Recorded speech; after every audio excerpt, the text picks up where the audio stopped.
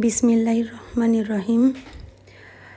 আজকে দিনটি হচ্ছে শনিবার। নতুন একটি দিনের নতুন ব্লগ নিয়ে আপনাদের সামনে হাজির হয়ে গেলাম। আপনারা জানেন, আমার আগের ব্লগটি যদি দেখে থাকেন, শুক্রবারের ব্লগ, সেটিও আমি আপলোড করে দিয়েছি। তো আমার মিলানো থেকে অতিথি এসেছেন। আমার দেবর আসছে, আমার মামা আসছে, ভাইগনা আসছে একজন। তো আজকে শনিবার, চিন্তা করেছি আমরা মারের পাড়ে যাব, মানে সাগর পাড়ে যাব এবং গ্রিল পার্টি করব। আসলে এই সামার সময়টাতে সাগর পাড়েই বেশি সময় কাটানো হয়।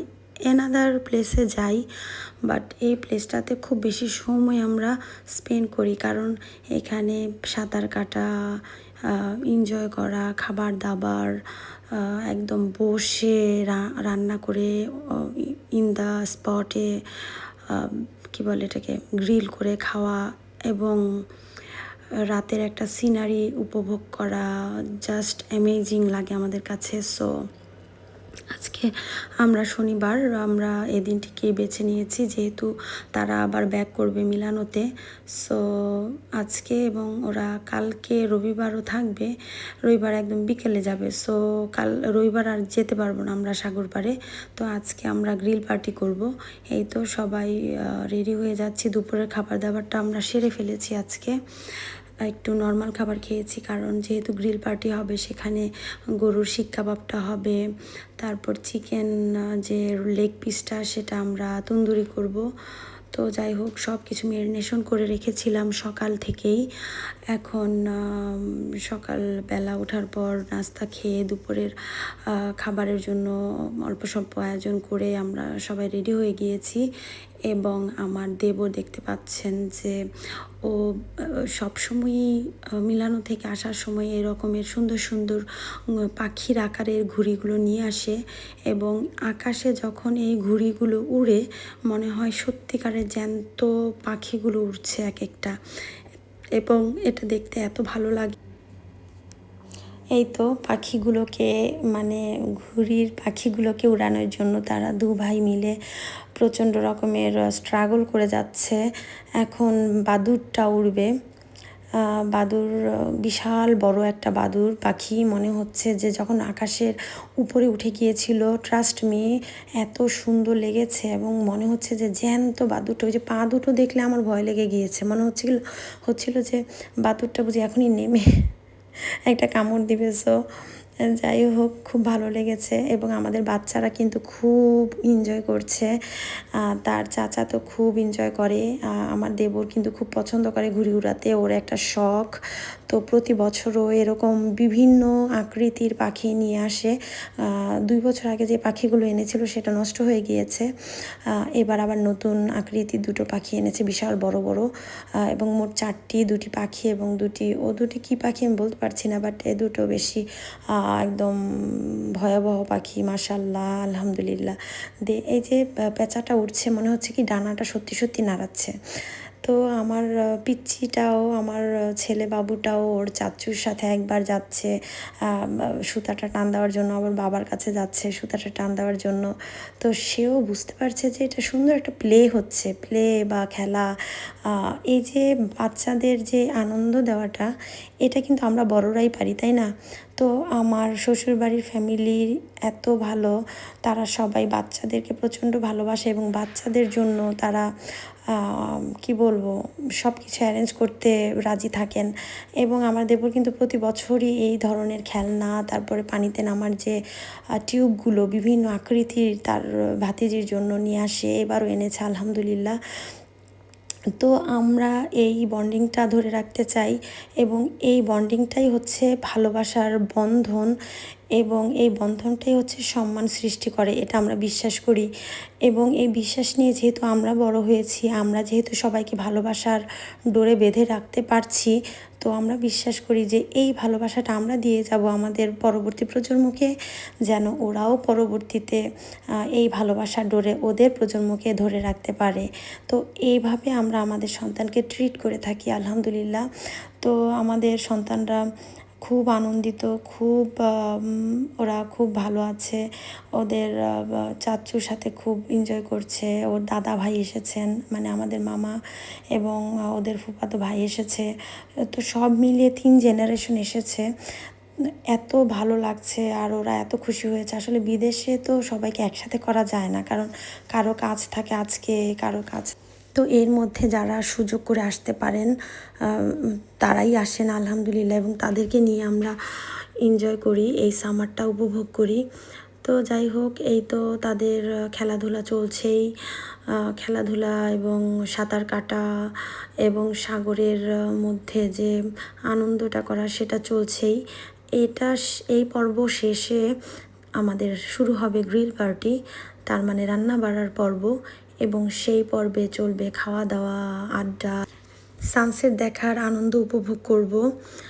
তারপরে খাওয়া দাওয়া তো চলবেই আলহামদুলিল্লাহ। একের পর এক অনেক ধরনের খাবার নিয়ে যাই আমরা এখানে। যেমন এবার তো থাকছে গরুর শিক কাবাব, সাথে থাকছে তন্দুরি চিকেন, নিয়েছি আমরা রুটি, এই দেশের যে পানেগুলো পাওয়া যায় বিভিন্ন আকৃতির রুটি নিয়েছি, এবং আছে ফ্রুটস, আছে ড্রিঙ্কস, আছে সালাদ। তো এই খাবারগুলো খাবো, খুব এনজয় করব আলহামদুলিল্লাহ। এদিকে ঘুড়িগুলো প্রোটেকশন দিয়েই তারা রেখে গিয়েছে, পাথরের সাথে বেঁধে দিয়ে গিয়েছে। তো ঘুড়িগুলো মনের আনন্দে আকাশে উঠছে, আর এত উপরে উঠেছে দেখতেই পাচ্ছেন, কত বড় বড় ঘুড়িগুলো, একেবারে ছোট দেখা যাচ্ছে। তো আমার দেবর নামাজের ওয়াক্ত হয়ে গিয়েছে মাগরিবের, তো নামাজ পড়ে নিচ্ছে, একে একে সবাই নামাজ পড়ে নিয়েছে ওখানে। এবং নামাজ পড়ার পর আমার দেবর আবার একটু পানিতে নেমেছে সাঁতার, তারা ধাপে ধাপে সাঁতার কাটে। মানে এত আনন্দ লাগে, দেখতে ভালোই লাগে। কতক্ষণ একটু নামে, আবার একটুখানি উপরে উঠে একটু ঘুড়িটা উড়ায়, আবার একটু রেস্ট নেয়, একটু কিছু খায়, স্ন্যাক্স খেয়ে আবার নামে পানিতে। তো এইভাবেই চলছে আমাদের সাগর পাড়ের ভ্রমণ।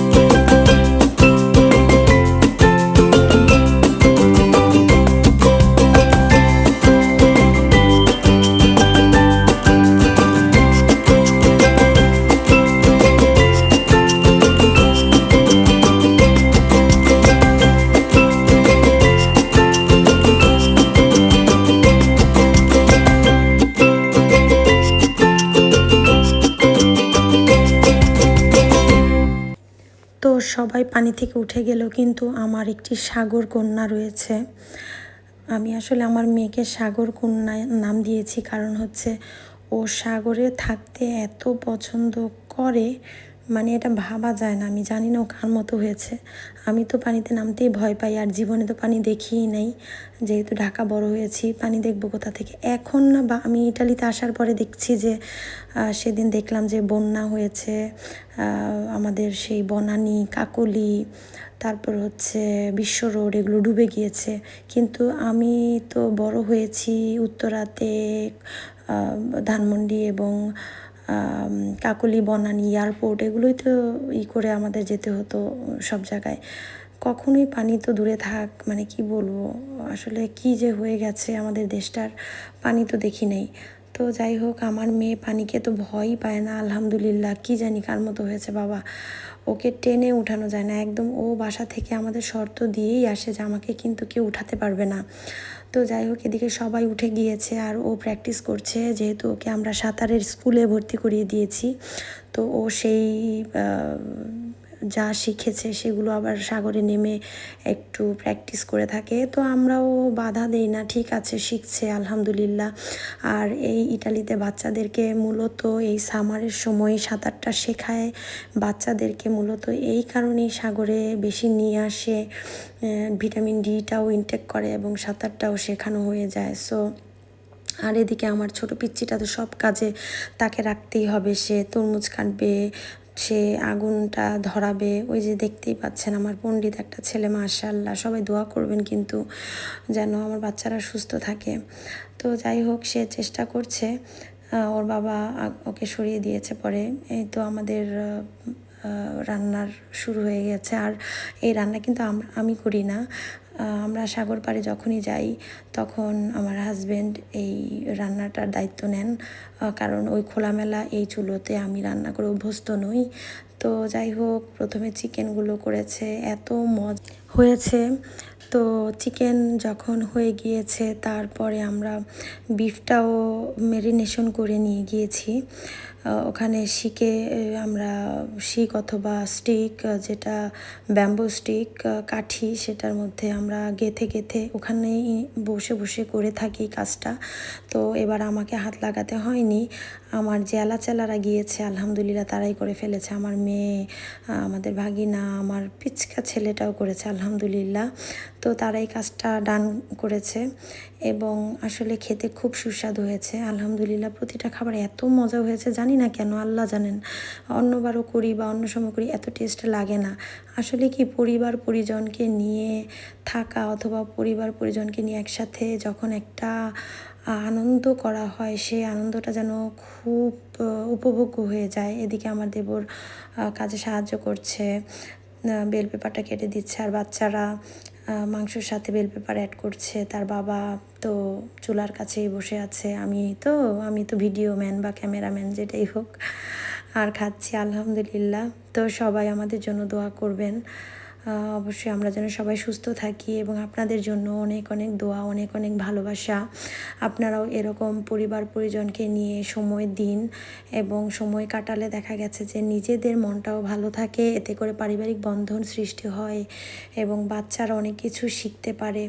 তো আমাদের রান্নার কাজ করতে করতে কিন্তু রাত হয়ে গিয়েছে, একদম অন্ধকার হয়ে গিয়েছে চারদিকে। কিন্তু আমি হয়তোবা সেভাবে বোঝাতে পারছি না, বাট প্রতিটা মানুষ কিন্তু এখনও যায়নি। ওই যে দেখা যাচ্ছে যারা আমাদের কাছে, শুধু লাইটটা জ্বলছে, চুলার কাছের লাইটটা, এছাড়া বেশি কিছু দেখা যাচ্ছে না। সাগরটা একদম নিস্তেজ হয়ে গিয়েছে, স্তব্ধ হয়ে গিয়েছে। আর চারোদিকে লাইটিংটা দেখা যাচ্ছে চারোদিকের। আর এত সুন্দর একটা আবহাওয়া, এত সুন্দর, কাছে থেকে দেখতে ভালো লাগে। আসলে ভিডিওতে না নেচারাল যে সৌন্দর্য সেটা দেখানো যায় না।